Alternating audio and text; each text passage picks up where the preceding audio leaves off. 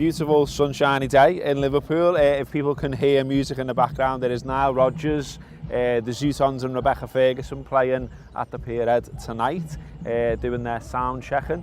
So that is what's taking place in the background. Unexpected sunshine as well, which is why I'm squinting. You're much better prepared with your sunglasses. Palace then, the first thing I want to talk to you about with Palace is just what you think about Palace. So like, there's lots of different thoughts about Palace, I think, among our support. So older people will still bang on about, you know, they knocked us out the FA Cup, they won 4-3. People might remember 9-0s. Do you see them as like a bogey side? Are you worried about them? What's your Palace thoughts? I think you saying about it being generational is a good point, because Palace is never a fixture. It's not a fixture that I think, oh, we'll absolutely walk that, or when we're going to it thinking, oh God, we've got that on the weekend and I spend all week worrying about it. I think I generally just feel a bit like, and maybe that's to my detriment because it's something that I should take more seriously, or one that I should consider more or spend more of my emotional bandwidth on, but it's never one that I'm overly bothered by, not excited by, but it's not one that scares me in the same way as other clubs would. Yeah, because I think you mentioned baggage, and I think there is some baggage in that. They won 3 on the run at Anfield.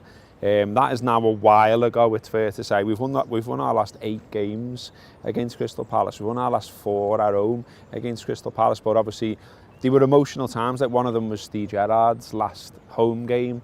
And so, you know, our game we really didn't want to lose, and we lost. And you know, Klopp loses to Palace, doesn't he, and calls them fucking Palace that time. Yeah. So, you know, there's these bits and bobs where you're like, oh no, Palace feels a bit bogey. But the bookies don't think so. I think you can get 12-1 on Palace to win at Anfield on Saturday. And look, maybe you should give them a little bit more respect, I think, because it's a different manager, it's different players. Roy's finally gone. And a couple of the players, well, Townsend's now at Everton, but he's had a bit of a pop at him. Zaha's had a bit of a pop at him, basically saying, well, if we play like this and we don't just hoof it, we will score goals. And they did score 3 against Tottenham.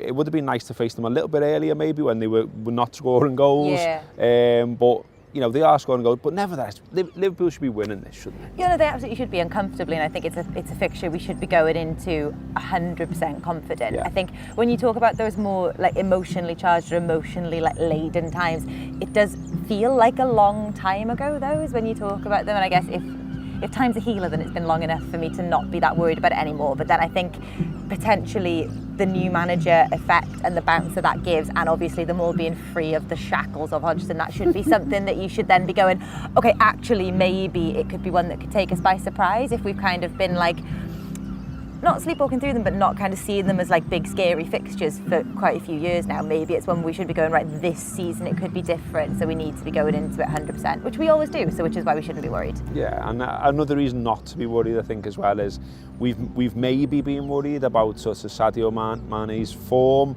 Obviously against Leeds he has 10 shots before he actually puts one in the back of the net. There's the theory kicking around that he's getting a little bit in his own head, which he has done before. But if Sadio Mane wants to see any opposition arrive at Anfield, it's Crystal Palace. He's scored in his last 8 games against Palace. Yeah. And we've always had this weird phenomenon that, you know, some players just seem to like playing certain teams, like certain kids does something mentally for them. They go, come on, I'm scoring a goal today. Yeah. This is Sadio's team. He likes to play them. He obviously scored the 2 in May when we secured 3rd and there was 10,000 in. So, yeah, perfect opposition for Sadio to show us the real Sadio. The Sadio that we know and love. I hope so, and I think if he's not starting, I'll be disappointed. I mean, he'll be on the bench and he'll come on and then he'll score, and that's absolutely fine as well. But I'd like to see him starting. I understand the point around him getting in his own head, because he does do it. You can see him do it, and there's been long stretches where he's done it, and you kind of start to think, oh God, is this going to stick? And how hard is it going to be to get out of this? But I think the point with the 10 shots is that the 10 incredible shots, and that he eventually does then get his goal. And Sadio can try and we see this often in games. The frustration builds up, and he's doing that thing where he laughs at himself. You know, you see him laughing, and it's not out of a kind of like, well, why are you laughing when you've just missed a shot? He's laughing because he's fuming at himself.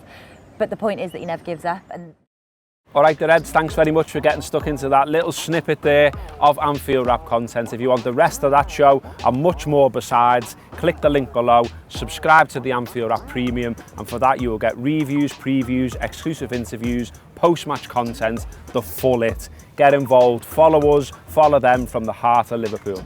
Up the Reds.